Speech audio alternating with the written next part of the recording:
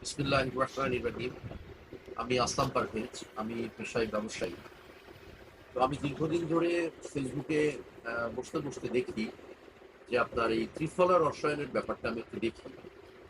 আমি বহু বছর আগে ত্রিফলা খেতাম। তখন আমার এই অ্যাসিডিটি আমার নিয়ন্ত্রণে ছিল, বাট মাঝে অনেক বছর আমি এটা খাইনি। তো ইদানিং ফেসবুকে এই ত্রিফলা রসায়নের বিষয়টা দেখতে দেখতে আমার কেন যে একটু উৎসাহ বোধ করি আমি, যে একটা রেডি জিনিস আমি খাবো, খেয়ে যদি উপকার পাই সেটা তো অবশ্যই আমার জন্য ভালো। কারণ ব্যস্ততার মধ্যে ওটা ভেজানো এবং সেটা সকালবেলা একটু চাকরিতে ছেঁকে খাওয়া, এটা আমার জন্য একটু কঠিন হয়ে যায়। এখানে অলসতার কারণে আমি এটা খেতে পারি না।